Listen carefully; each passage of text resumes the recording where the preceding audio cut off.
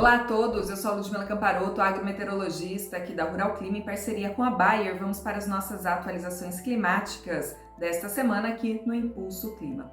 Sei que muitos produtores estão no aguardo das chuvas, principalmente em áreas do Sudeste, região central do Brasil, para o avanço, a continuidade dos plantios e até mesmo para o desenvolvimento inicial das lavouras recém-semeadas.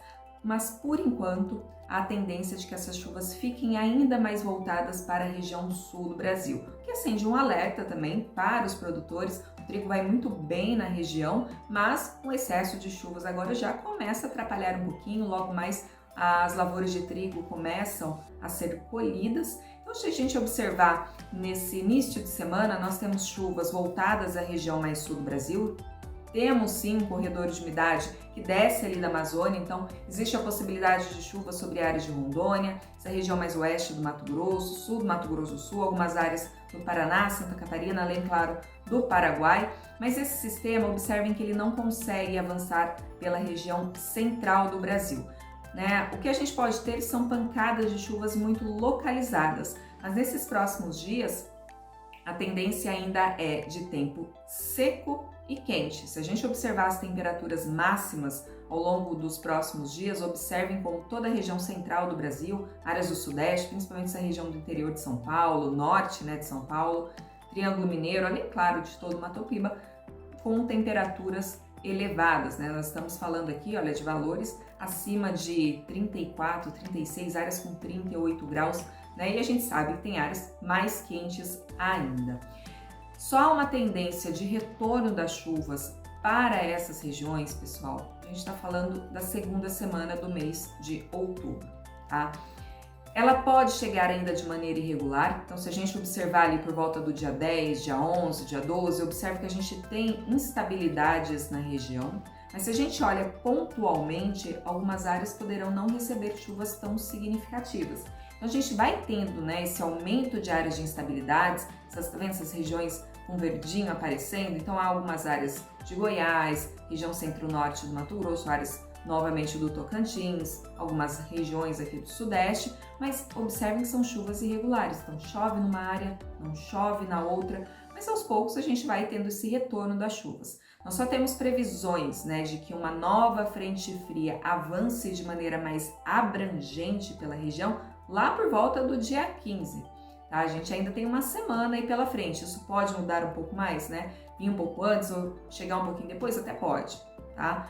Mas a tendência, olha, de chuvas retornando ali no início da segunda quinzena de outubro de maneira um pouco mais abrangente. Dificilmente essas chuvas irão acontecer de maneira abrangente também sobre áreas do Mato Piba, até mesmo norte de Minas, Então, aos poucos essas frentes frias ganham intensidade, mas só lá depois da segunda quinzena de outubro, dia 20 de outubro, é que a gente começa a observar uma tendência de alguma chuva sobre grande parte ali das áreas do Mato Piba.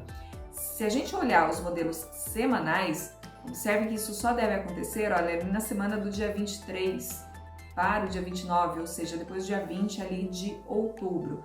Então, realmente, aí a gente tem uma condição de chuvas mais consolidadas acontecendo por lá. Aí as chuvas começam a ficar um pouco mais compartilhadas com o sul e aí diminui um pouco as chuvas por lá. Mas mesmo assim, o outubro, falando do sul, ainda deve ser marcado por chuvas frequentes, ok?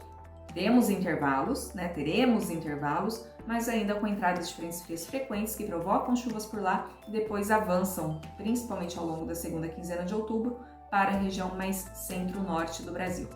Pessoal, um ponto de atenção, por mais que os modelos estejam indicando essas chuvas, principalmente ao longo da segunda quinzena, a gente tem que olhar um monte de fatores que favorecem realmente a ocorrência dessas chuvas. E essas temperaturas do Atlântico é uma dessas condições. Observe que a gente tem águas mais quentes nessa região do Atlântico mais sul. Isso acaba favorecendo as frentes frias ficarem um pouco mais estacionadas na região sul do Brasil. Já na região sudeste, região do nordeste, a gente tem uma condição de Atlântico um pouco mais fria. Isso atrapalha um pouco o avanço dessas frentes frias. Então, por isso que a gente está tendo aí essa condição de tempo mais aberto e quente na faixa mais central do Brasil, tá? Então, existe previsões, a gente vê essa condição de chuvas melhores, mas pontualmente a gente pode ainda ter alguma variação aí de chuvas, principalmente falando de volumes, ok? Qualquer dúvida, entre em contato aqui com a gente, deixe o seu comentário e ative o sininho para que você possa receber as nossas próximas atualizações. Um abraço a todos e até a próxima! Você também pode resgatar serviços de clima com pontos Impulso Bayer. É simples e tudo pela plataforma Orbia. Não perca essa oportunidade. Acesse pelo link ou pelo código que aparecem aqui na tela.